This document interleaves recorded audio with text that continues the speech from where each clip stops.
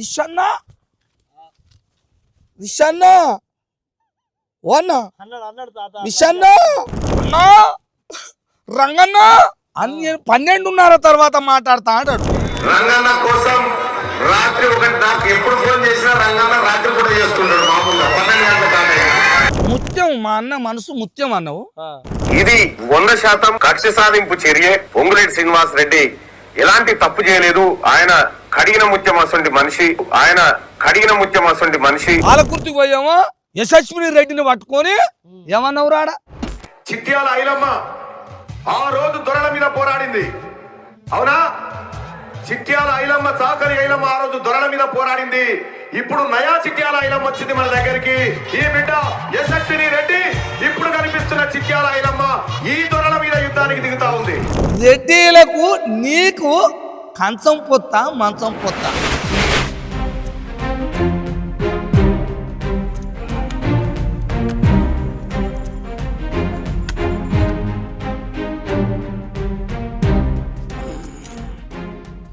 చెప్పులు ఆడేసినప్పులా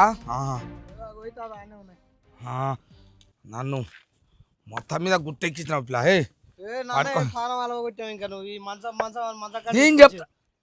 నేను చెప్తా కానీ ఆగరాదు పిల్ల. ఒక్కటే ఓపిక లేదు జర్రవా. మొత్తం మీద అయితే వచ్చినాక అమ్మ ఒకసారి దాని సంగతి నేను చెప్తా కానీ జర రాగుపిలా.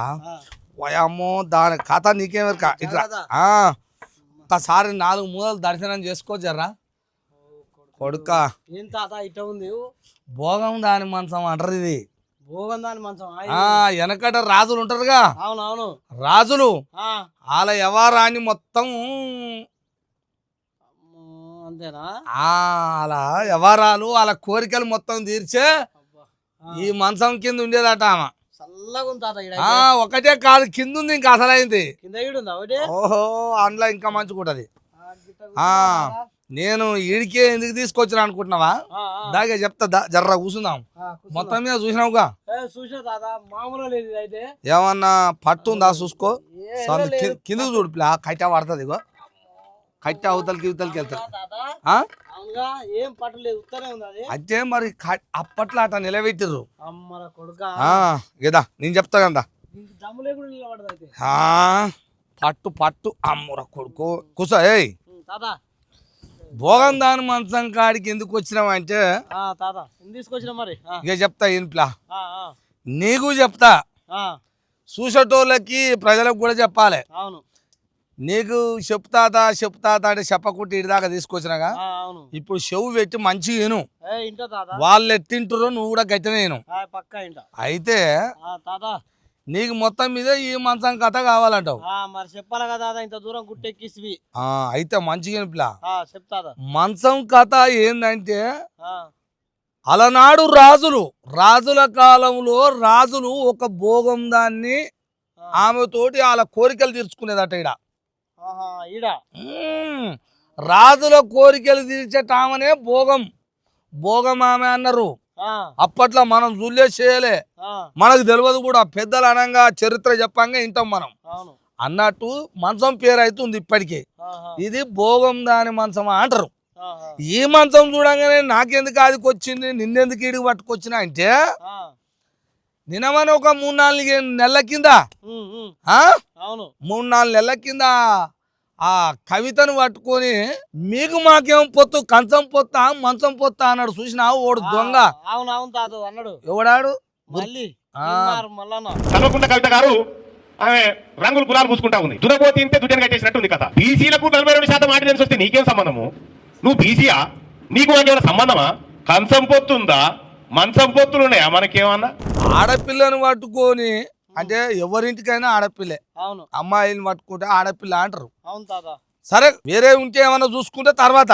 నువ్వు ఆడపిల్లను పట్టుకొని ఏమంటివి, కంచం పొత్తా మంచం పొత్తా అన్నావు. మరి నేనేమంటా అంటే, ఈ మంచం చూడంగానే నాకేం అదికి వచ్చింది, నేను ఈడికి ఎందుకు పట్టుకొచ్చినా? నువ్వు ఆడపిల్లను పట్టుకొని కంచం పొత్తా మంచం పొత్తా అన్నావు. మరి రెడ్డిలకు నీకు కంచం పొత్తా మంచం పొత్తా చెప్పు, నాకు చెప్పాలి. రెడ్డిలు అనగానే పాపం మళ్ళీ పేద రెడ్డిలు రాగల. ఈడు ఎవరు ఉచ్చయితే తాగడానికి వాళ్ళ పాదాల కాడ కూర్చొని దండం పెట్టిండో ఆ రెడ్డిలకు నీకేం పొత్తు? ఎవరు ఆ రెడ్డిలు? 100,000 ఎకరాల భూములున్నా కొండ విశ్వేశ్వర రెడ్డిని పట్టుకొని విషన్నా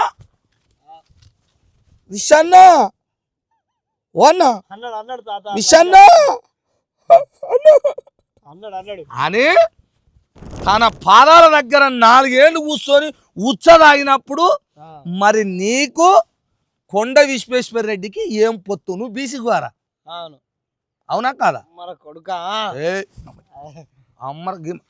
అవునా కాదా? చెప్పాలగా. మరి నీకు రెడ్డి గారికి ఏం పొత్తు చెప్పాలనా వద్దా? చెప్తా. మల్రెడ్డి రంగారెడ్డిని పట్టుకోడు. రంగారెడ్డి జిల్లా మొత్తం 100,000 ఎకరాల భూములు కబ్జాలు చేసుకొని అద్రగానం చేసా, బెదిరించా, గెదిరించా చేసిన ఆ రెడ్డి గారిని పట్టుకొని నైట్ 12:30 తర్వాత ఫోన్ చేసి అన్నా రంగన్న అన్ని 12:30 తర్వాత మాట్లాడతా అంటాడు. రంగన్న కోసం రాత్రి ఒకటి నాకు ఎప్పుడు ఫోన్ చేసినా రంగన్న రాత్రి కూడా చేసుకుంటాడు. మామూలుగా 12 గంటల కాదు, రాత్రి 12 గంటలకు చేసి రెడ్డి నీకు అన్న అవుతాడు అన్నాడా లేదా? అన్నాడా? రంగన్న అంటే అందుకు నీకు రంగారెడ్డికి ఏం పొత్తు చెప్పాలి.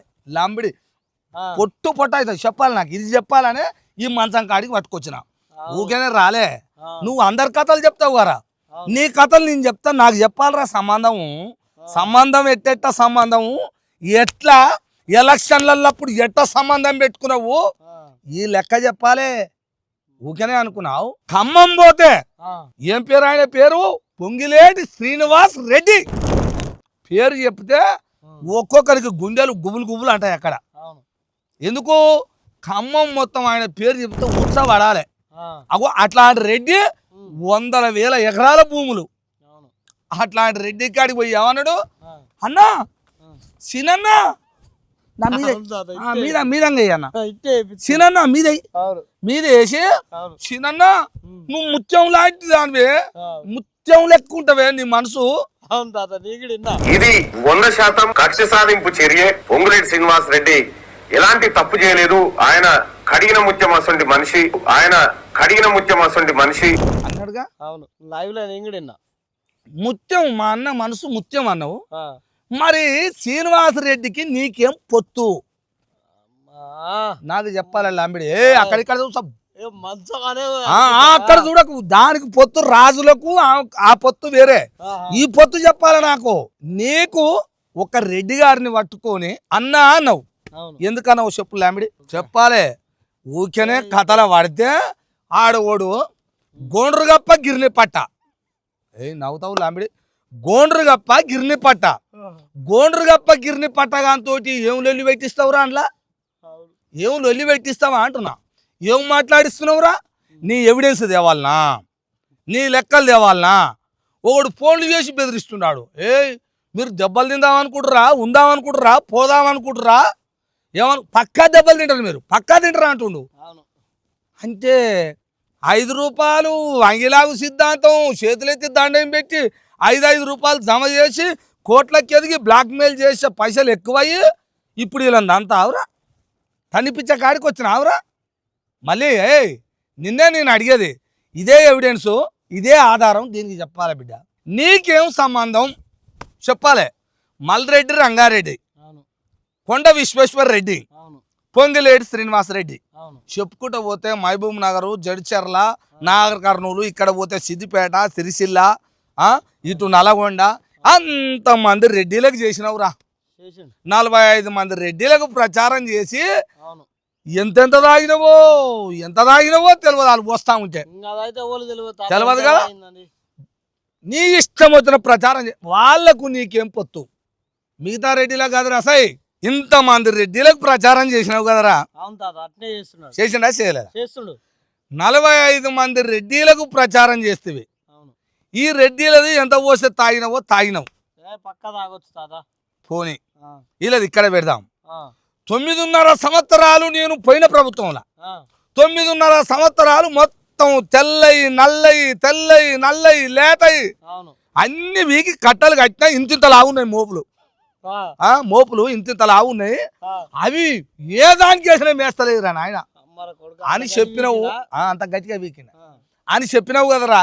మళ్ళీగా 9.5 సంవత్సరాలు నేను పోరాటం చేసి దింపినా కేసీఆర్ను దింపినా అనేమో కేసీఆర్ అన్నాడు. 9.5 సంవత్సరాలు పోరాటం చేసి కేసీఆర్ ప్రభుత్వాన్ని పడగొచ్చిన. అబ్బా నేను రా నెంబర్ 1 పక్క చోరీ బ్లాక్ మెయిల్ అన్నాడు. మంచిగా ఒత్తు వలికాడు. కవితనేమో మంచం పొత్త అన్నాడు. మంచం పొత్త కంచం పొత్త అని ఆమెను అన్నాడు. ఆమెనేమో ఇది అన్నాడు. 9.5 సంవత్సరాలనే కేసీఆర్ అన్నాడు. మరి కేటీఆర్ దగ్గరికి ఏం బీకనిక పోయినావురా? నీకేం పొత్తురా కేటీఆర్ తోటి నీకు మంచం పొత్త కంచం పొత్త చెప్పురా లంబిడికే. దీనికి జవాబు చెప్పు. చెప్పాలి దాదా తిన్మార్ మల్లన. ఇక నేనేం అడగాల చెప్పురా? తప్పు మాట్లాడితే ఈ చెప్పు తీసుకో. నన్ను అట్లనే అన్నొద్దు, అన్ని ఇప్పుడే వద్దు. ఎందుకను ఈ చెప్పు ఖరీదు 1300 వద్దు. ఆయన కుప్పు జంగయ్య కుట్టిన చెప్పులు, ఆయన దొడుకున్న చెప్పులు అవి. మళ్ళీ ఆయన ఖరీదు చెప్పులతో వద్దు. ఆయన వద్దు అనొద్దు, ఊరికనే అనొద్దు. కానీ ఇప్పుడు నాకు సమాధానం కావాలి. ఎవడెవడో ఫోన్లు చేపించి ఈ ఆడ మాట్లాడుతురుగా, వాళ్ళని బెదిరిస్తున్నావు కదరా. ఇప్పుడు చెప్పురా, కేటీఆర్ దగ్గరికి ఎందుకు పోయినావురా? నీకు కేటీఆర్కి ఏం పొత్తు? మంచం పొత్త కంచం పొత్తురా? చెప్పురా. కేటీఆర్ దగ్గరికి ఎందుకు పోయింది చెప్పాడు. పోయిండా? పోలేదు. పోయిండుగా. మరి నీకు ఆయనకేం పొత్తురా? ఈ మంచానికి వాళ్ళు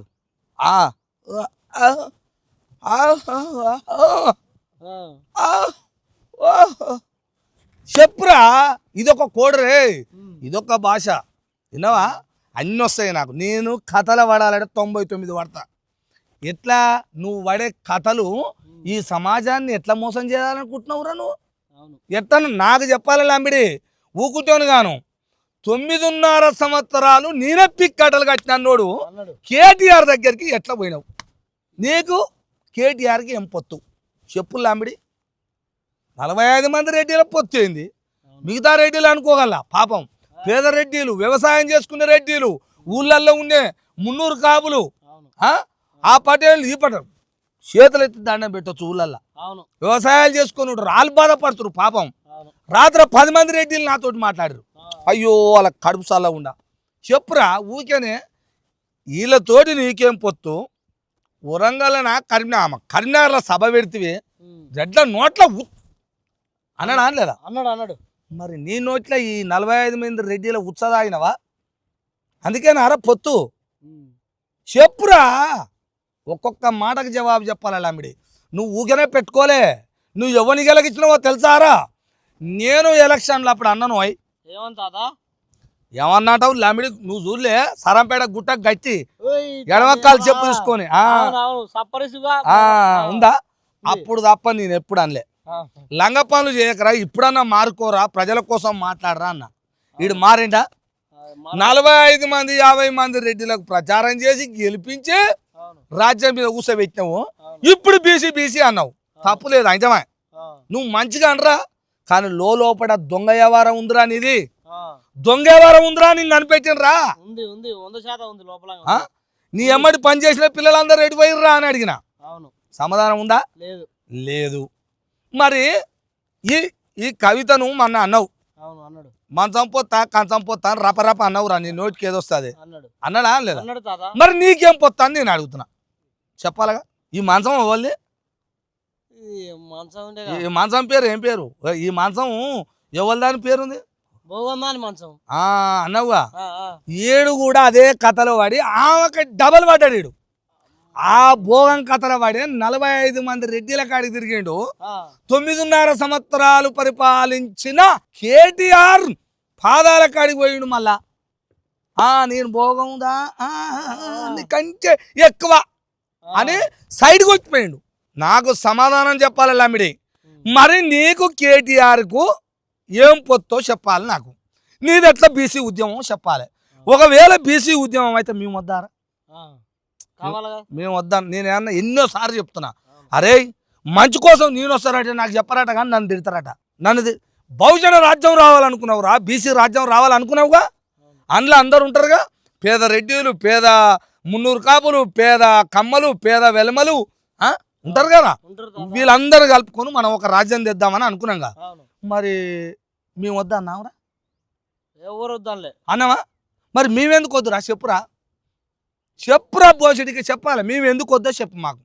మేము రానన్నావా? చెప్పురా. నువ్వు చక్కగా చేస్తూ వస్తావు రా అన్న, నువ్వు దొంగలెక్కలు చేస్తే తంతావు రా అని చెప్పిన. ఇంకేం చెప్పాలి? దీన్ని అంటారు ఓడోడిపోయి ఎవిడెన్స్ ఉందా మీకు ఆడ? ఏం ఎవిడెన్స్ ఉంది? మళ్ళా ఏం చేసిండ్రా?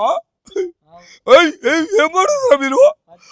మళ్ళా గురించి మీరు ఏం మాట్లాడాలరా? ఇవి కావురా. వీడు అంతకుముందే వీడట 9.5 సంవత్సరాలు పోరాటం చేసి కేసీఆర్ ప్రభుత్వాన్ని వడగొచ్చిండట.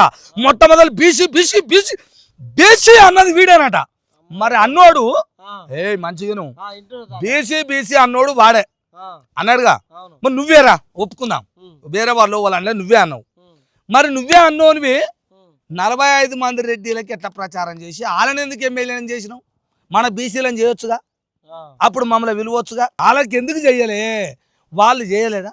ఈబ్రాపట్నం పోదాం, అదే మల్రెడ్డిని పట్టుకొని రంగన్న అన్నావు. అన్నావా? అనలేదా? మరి గొరిక మల్లేశ పోటీ చేసింది గారా బీసీగా. మరి ఆయనకి ఎందుకు ప్రచారం చేయలేరా? బోచుడికే తులసి గారు రవీందర్ చేసిండు, మరి ఆయనకి ఎందుకు పోటీ ప్రచారం చేయలేరా? చెప్పురా నాకు.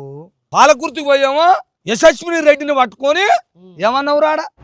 చిట్యాల ఐలమ్మ ఆ రోజు దొరల మీద పోరాడింది, అవునా? చిట్యాల ఐలమ్మ, చాకలి ఐలమ్మ ఆ రోజు దొరల మీద పోరాడింది. ఇప్పుడు నయా చిట్యాల ఐలమ్మ వచ్చింది మన దగ్గరికి. ఈ బిడ్డ యశస్విని రెడ్డి ఇప్పుడు కనిపిస్తున్న చిట్యాల ఐలమ్మ ఈ దొరల మీద యుద్ధానికి దిగుతా ఉంది. ఈ కుటుంబం కనీసం ₹1 అవినీతికి పాల్పడే కుటుంబం అని కుటుంబం. ఇక పరదసాటు పోయిన తర్వాత మీ బిడ్డను యశస్విని రెడ్డిని చేతి గుర్తు మీద ఓటేసి అత్యధిక మెజార్టీతో గెలిపించిన తర్వాత అడిగి వాంగనే గుర్తు రాలేదురా, ఇది ఐలమ్మ గడ్డ అని గుర్తు రాలేదురా. యశస్విని రెడ్డిని పట్టుకొని నయా ఐలమ్మ, చాలా ఐలమ్మ, పాలకుర్తిలో ఉన్న బీసీ ఎస్సీ ఎస్టీల నోట్ల మట్టికొచ్చినావు గారా. చాకలి ఐలమ్మ వారసత్వం నోట్ల మట్టికొచ్చినట్ట గారా. చాకలి ఐలమ్మ వారసులను నిలబెట్టపోయినావురా. చెప్పురా.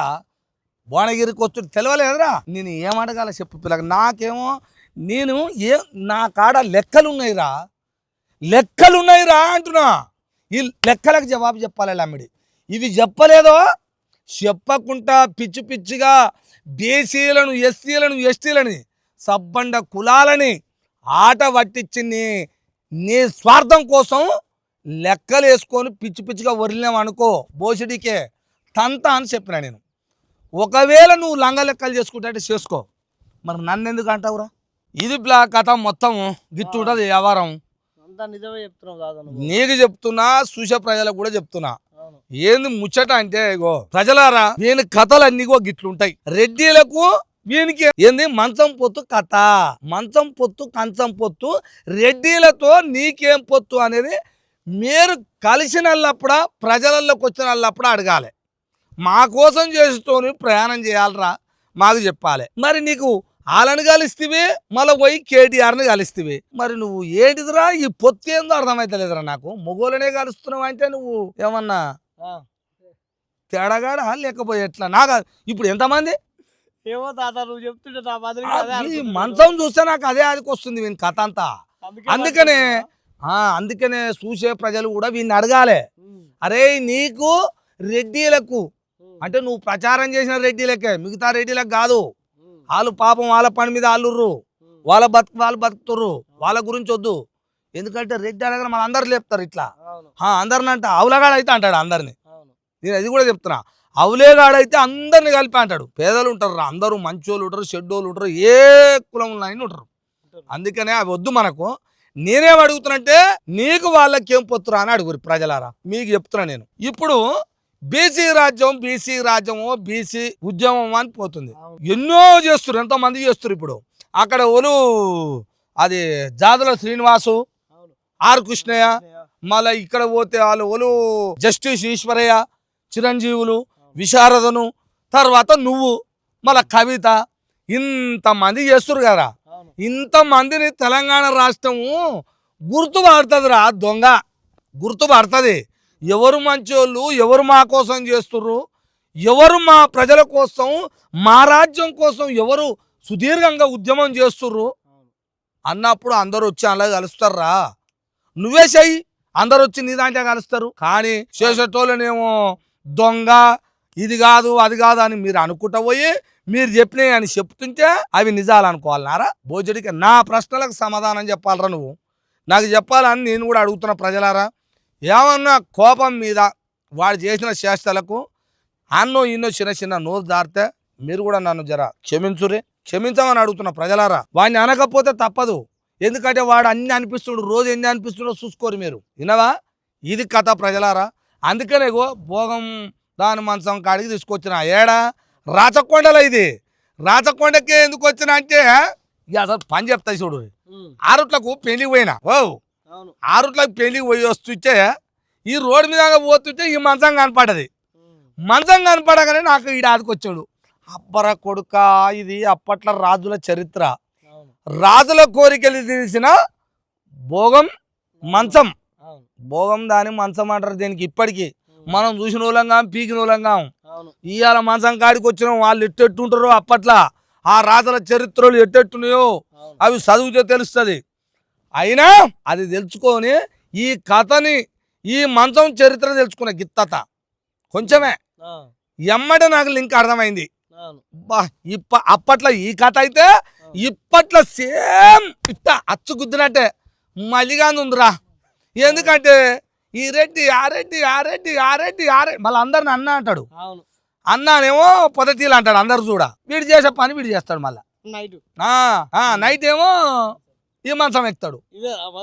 ఇక ఆయన మంచం ఏదో ఒక మంచం ఎక్కుతాడు ఆడ. చెప్పమని దీనికి సమాధానం చెప్పాలి నాకు. విన్నవారా? మళ్ళీ విన్నవ్వా? అట్లా ఉంటుంది తాత అంటే. తల్వార్ తాత అంటే ఉత్తగ కాదురా, ఉత్తగ బట్టగాలి చేసే వెధవను కాను నేను. విన్నవా? నీ లెక్క వెధవ వేషాలు ఎయ్యబోను కూడా. నా ప్రజల కోసం ఈ కంఠం ఇప్పడానికి వచ్చిన నీ బట్టలు బయట ఇప్పి పెట్టడానికి నాకు పెద్ద లెక్కారా? నీ లెక్క నేను లేనురా. కోట్లకు, బ్లాక్ మెయిల్కు, భూములు కబ్జాలు, రౌడీజం, గూండాయిజం బ్యాచ్ను పెట్టి పంపించి అరాచకాలు చేసేంత స్థాయికి ఎదగలేరా?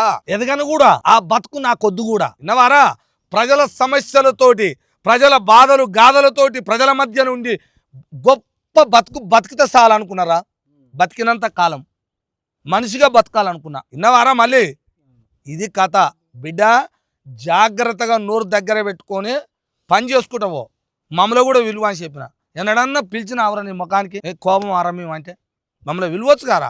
అది తాత ఏంది ఏం సంగతి అంటే ఏమన్నా అయినా ఆదరా? ఆయన నిజాలు వేడబయట పెడతామని ఆయన అని నీ అంత శత్రువు నానే. నేనేమన్నా ఓ మాట మంచి పని చేసినప్పుడు మరి ఏం తాత ఏం సంగతి అనొచ్చుగా. అనడట. మంచి పని చేస్తాగా ఏం తాత. అందుకనే నువ్వు మంచి పని చేయకపోతే మంచి పని చేస్తున్నాను నటిస్తే కథలన్నీ తీసి బయట పెడతా ఇట్లా. విన్నారుగా? ఇక ఇది కథ ప్రజలారా. చూస్తూనే ఉండండి మీ తల్వార్ తాత టీవీ.